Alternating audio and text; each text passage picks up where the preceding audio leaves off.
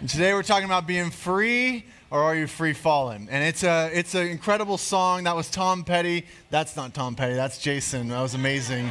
Sounded just as good. I love that. Released in October 1989, peaked at number 7 on the Billboard Charts, but it really became iconic because of that chorus. That chorus just sticks, man. It's a sticky chorus. And the concept was, this dude was in Southern California.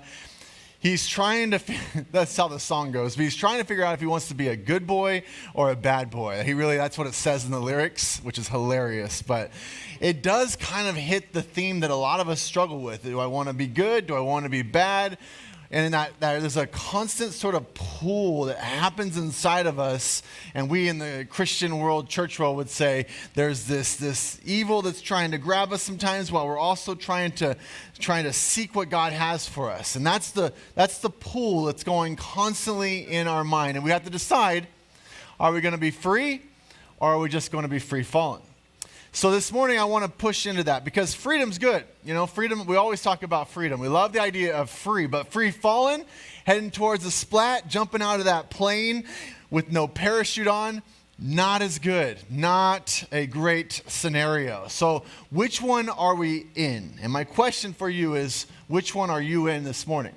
And we're going to Tarantino this. We're going to go from the ending back to the beginning. So we're going to go all the way to the end, where it's talk through this free falling subject. Because what seems like freedom for a lot of people is that first jump. You're like, yes, I'm free. And when you don't have the parachute on, what you start noticing is you're heading towards a fall really fast. And what does that look like for you? How does that come together? I have this clip I want to show you. It's from Toy Story, one of the true, unique pieces out there. But I think this clip kind of shows what a lot of us are feeling. There's so much in that clip. I think it actually does do the sermon justice, because we have this feeling of wanting more and then realizing that there's less.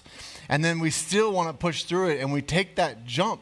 And then in that jump, we start to realize, oh no, I can't fly. And so you have this incredible fall. And I see this play out in lives so often. When I was a youth pastor for about 17 years, I saw it play out in students so often. They would have this moment of seeing the excitement of something. Usually the party scene would draw you in, and you'd feel that like enticement towards it, because it's social, it's fun. Everyone you see looks like they're having a good time, and there's these momentary thrills. And at first, it's exactly what you think it is. At first, you are enjoying it, and you're saying, yes, this is what I've been waiting for, just some joy. But there's this fall that happens so often. There's drunk driving, there's bad sexual decisions, there's addictions. It just continues to go down this path where something ends up being broken. And it can be broken for a very, very long time. In adults, I see it another way. I see this status pool, a status over contentment. And we start to do things that lead to that. We pursue being wealthy over being healthy. We pursue lust over love. We get that me sort of feeling, and you don't even realize it's happening, but all of a sudden everything becomes about you, and you jump out of that plane, you start free falling. At first you like it, but then it leads to this splat. We look great on the outside, but in your heart, you're heading for a crash. That's what I want to dig into today. Hebrews 12 talks about this. Hebrews 12 is where we'll spend our time, and it says this: therefore, since we are surrounded by such a huge crowd of witnesses to the life of faith, let us strip off every weight that slows us down, especially the sin that so easily trips us up, the sin that sends us in a free fall, and let us run with endurance the race that God has set before us. Sin is what's going to trip us up. Sin weighs us down. It puts us in the free fall. And where is freedom found? In the endurance part, which is fascinating. That endurance, a word that is not exciting, a word that doesn't seem as thrilling as jumping out of a plane. Endurance is this continuing to maintain where God is putting you day in, day out. It goes on, it says this, the ultimate freedom. It comes from who? Verse 2, fixing our eyes on Jesus, the pioneer, the perfecter of our faith. For the joy set before him, he endured the cross, scorning its shame, sat down at the right hand of the throne of God. Consider him who endured such opposition from sinners so that you will not grow weary and lose heart. How do you win the race? Endurance. It's such a weird way to look at it. We kind of want these big jumps, these big moments of going out there, but that's where that's where it sneaks in and begins to trip us up. When the truth is the endurance of leading this race, the endurance of continuing to study the Word, continue to be in prayer, continue to be with God, the endurance is how you actually win the race. How do we get tripped up? Go back to verse 1. This sin so easily trips us up. This sin sends us into the free fall instead of freedom. How does it do that? How does it so easily trip us up? It's usually because our response to sin is something like, well, everyone makes mistakes. Everybody has these momentary mess ups. Everyone's not perfect. I'm not perfect. I'm only human. We have this terminology already set in our brain, ready to go, of defense. And we admit to being a sinner, but we do it in a defensive way, which is different from really knowing that we're a sinner. There was a woman that came up to John Wesley after a sermon and just said, that was an amazing sermon. I really appreciate it. I am a sinner. I'm a great sinner, but I am a Christian, and I'm continuing to be a Christian day in, day out. And John Wesley, this preacher, he says back to her, you are so right, madam. You are a great sinner. To which she's like, well, wait, I'm not that bad. I don't mean like I'm like the awful. I've never done anything really wrong, but I'm a sinner. And that's what's so interesting. Excuse me. We get pushed on the subject of sin. We don't think we're that bad. We're not quite that bad. When it's really pushed, we feel like as we look around this world and we see all the bad stuff happening, it's like, yeah, I sin, I get that, but I'm not that bad. But in the Bible, it's quite opposite. Some of the greatest leaders we read about who wrote most of the Bible, they start from a position of, I'm that bad. I am the chief of sinners. Paul says he's the worst of sinners. Paul wrote most of the New Testament, telling us from the beginning, as he's writing it, I am awful. I am a sinner. He's starting from that place. Peter goes to God, goes to the Lord and says, Lord, I am a sinful man. Use someone else. That's his starting place. That's the disciples to Jesus. We can go into the Old Testament. Isaiah says, woe to me, I am ruined. I am a man of unclean lips. They all have this beginning point that says freedom comes when we understand that we are a sinner. This hall of faith in Hebrews is kind of what Hebrews 12 is called. They all understood they were bad sinners. The song I could have used was, they started from the bottom, now they're here. No, I was hoping that would hit the service. No, it didn't hit last at all. Hebrews 12:5 says this, my son, do not make light of the Lord's discipline, and do not lose heart when he rebukes you, because the Lord disciplines the one he loves, and he chastens everyone he accepts as his son. That's the verse we don't like. That's the one that we have to read and go, do I have to do that? Do I have to go through discipline to understand love? And the truth is, we do. There's this Prussian king, Frederick the Great, and this guy had so many people under him, and so many people he had in prison. He'd walk the prisons, and people would run up to him and say, I'm innocent, help me get out of here, because he had the ability to get anyone out at any time. And they're running up to him, except for one guy standing in the back, and he's like, whatever. And so Frederick the Great calls him over and says, what about you? All these other innocent people, what are you in here for? And he says, armed robbery. And then the king asks, well, are you guilty? And the guy's like, yes, I'm very much guilty. And the king says, all right, release this guy. We don't want him to corrupt all the innocent people that are in this prison with him. So fascinating. There's a freedom that comes when we start from a position of, I am a sinner. How many family members, friends do you have who, even though they're totally sick, will always say, I'm not sick. I just have I'm a little bit under the weather, a little bit of allergies. I'm not sick. I have some of those in my life. And you're like, no, you're sick. You're actually sick. And you need to go back to bed, drink a gallon of water, and stop talking, all right? Just get in there. And you need a physician. And so as Christians, as people who have accepted Christ, we also have to start with this position saying, I am sick. I actually do need a physician. And that physician is Jesus Christ. It's a challenging place to start from. But that's what he's saying here.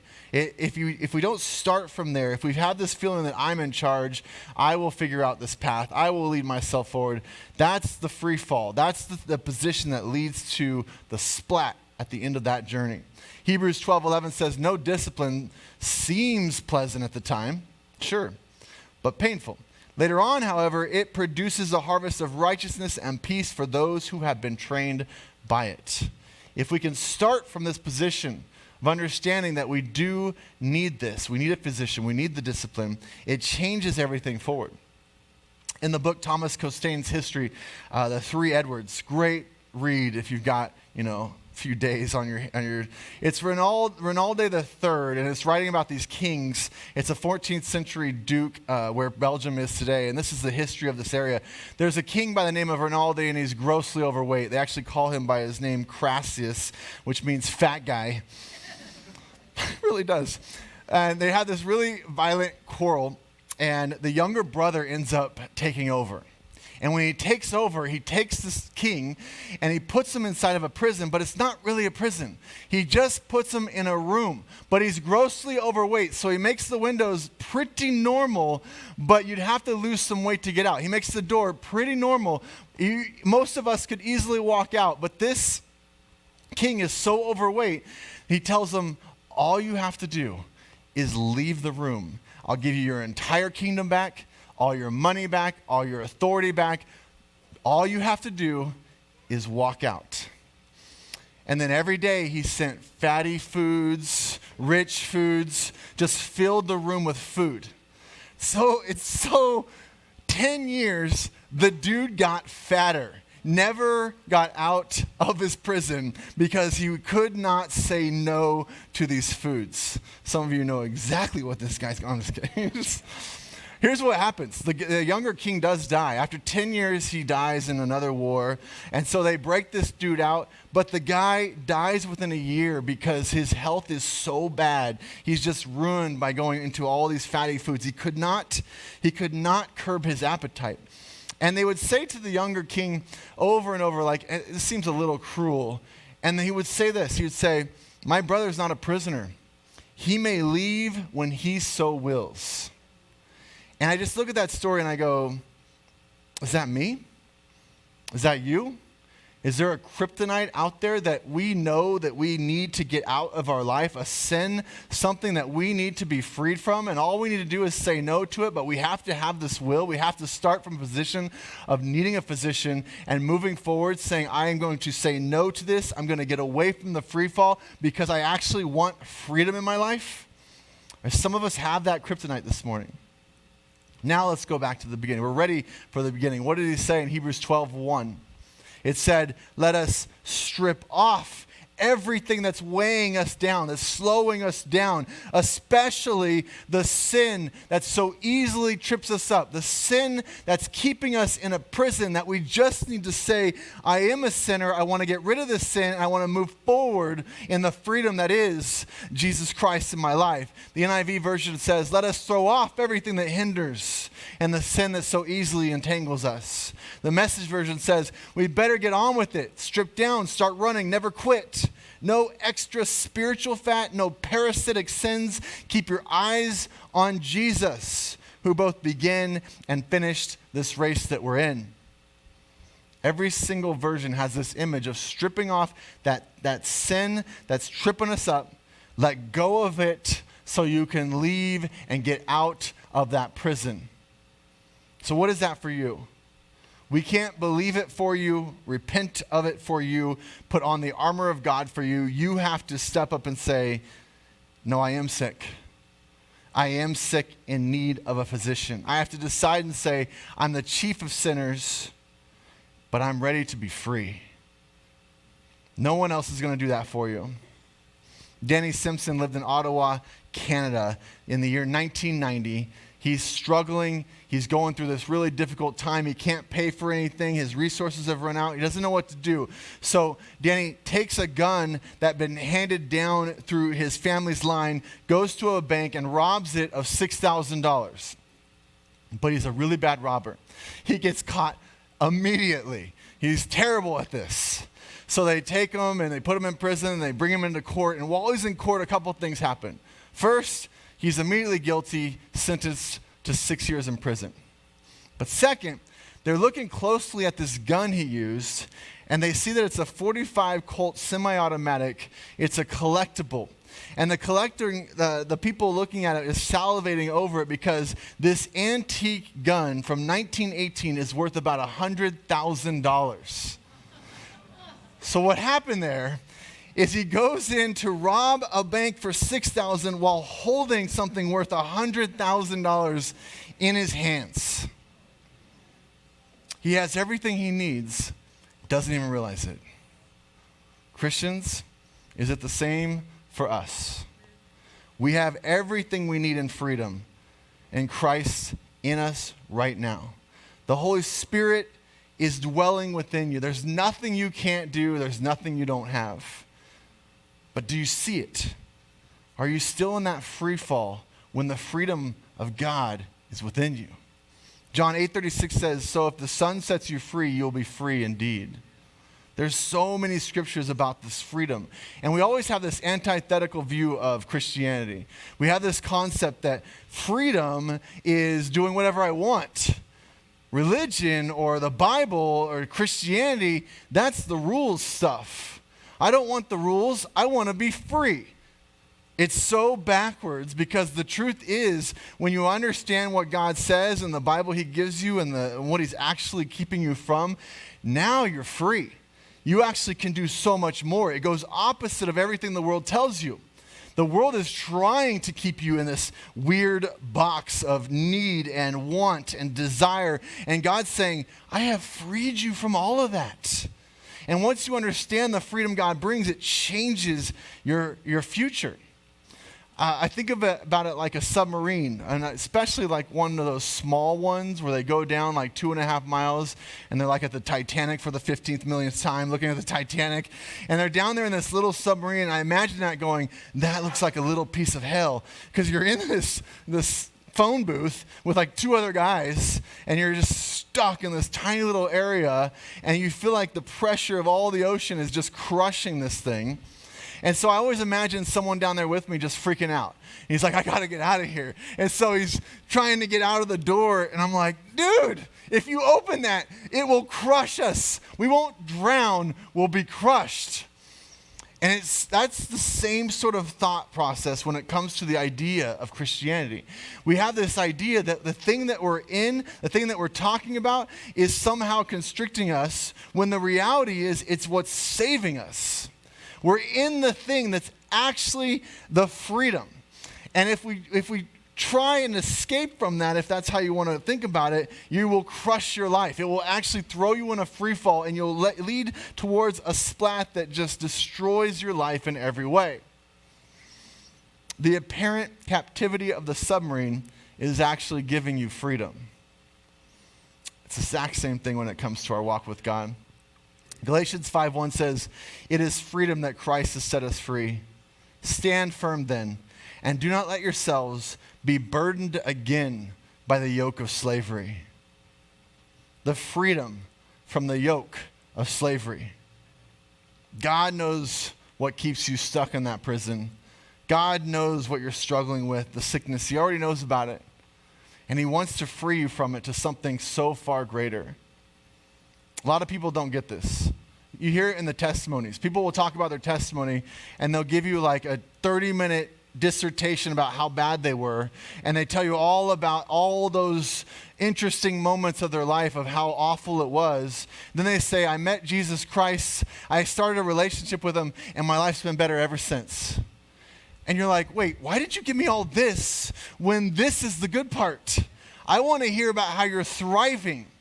That's the part I want to know about, because when you actually discover that now you have a parachute on, now you have a wingsuit on, when you jump from the plane, you get to enjoy it. You get to show tricks and do weird, cool stuff around cliffs. Like, you get to do all kinds of great things. I know for some of you this analogy is not hitting because you wouldn't jump anyway, but you get the concept of jumping with the parachute instead of without. It changes the way you live life. It makes life so much more fun. Are you getting this, church? Because I have a few more analogies for you. You guys know the most popular aquarium fish is the shark? Just wanted to throw that random fact at you guys. Here's why. A small shark, if you put it inside of an aquarium, it'll stop growing. It stays proportionate to the aquarium that it's in. You can have a fully mature shark inside of an aquarium, and it stayed the size that was fitting into the aquarium. But you take the same shark and you put it in the ocean, it continues to grow to its average size of 8 feet. Isn't that fascinating? You all learned something today. It's so fascinating. I found it shocking because that's exactly what most of our Christians are. Our Christians, a lot of times, they'll discover Christ, they'll be in the nice, pretty aquarium, we tap on the glass, oh, what a cute Christian. What a cute Christian in there, doing its nice little thing. It's all protected and everyone, they got their little life. But every once in a while, we'll take that Christian and they'll be thrown into the ocean and they realize, I am a shark. I am a beast. I have the creator of the universe who's given me spiritual gifts, who's told me to go and proclaim this message to the world, and they start to get excited more than you are this morning. I feel like I'm way more excited than you are. I don't understand it. Every once in a while, a Christian discovers they're a shark. And they become a beast, and I love to watch it. They start to reach their neighbors and their workplaces, and they go from this place, and they just get on fire, and I'm like, yes. They discovered they are jumping from the plane with a parachute or a wingsuit, and they're ready to go for it. Most like the aquarium. They just stay in that little aquarium. We tap on the glass. You're cute. Some of you need to wake up. Some of you need to get out of that aquarium and discover what God has done in your life. Some of you need to stop free falling without the parachute. Some of you need to wake up and realize I am a sinner. Some of you need a physician. I don't know where you are this morning, but one of those things is hitting you, and I want you to take it in. Begin to let it sink in. Which one of these is for me? How do I need to move forward? What's the next step for my life? Imagine if you worked for a company and the owner says, all right, I need to leave, I need to travel, I need to go somewhere and do something. I'm going to be gone for a while. I need you to take care of this place while I'm gone. And so while he's away, he's sending back letters saying, here's what you need to do. Here's how you need to keep taking this business forward, whatever it is.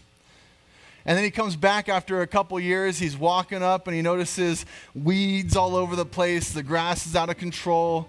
The windows are broken. He walks through the door. There's a person that's asleep at the welcoming counter. He's like, what happened to this place? There's some people roughhousing in the back, messing around, music blaring. And instead of making any money, now it's losing money. So he calls all the people together and says, guys, what happened? Didn't you get my letters? And they're like, oh, your letters were so good. You had the best letters. In fact, we bound them together. We made this really pretty book out of it. Look at how awesome this book looks. We actually memorized some of your letters. That's how good they were. And on Sundays, we would get together and have letter reading parties. And he was like, I don't think you understand the purpose of the letters. The letters were supposed to lead you to something and actually instruct you for a better life and a better world. Most of us have a Bible like this. It's really pretty, but most of the pages are just blank. I told you one of the illustrations is going to hit you. I don't know which one it's going to be, but one of them is going to hit you. This is what a lot of our Bibles look like. Just pretty on the outside, blank on the inside. It's only when we put the instruction to use that we discover that the shark that we are is ready to go. We're ready to explode for this God. We want to be free, not free falling. Let's pray.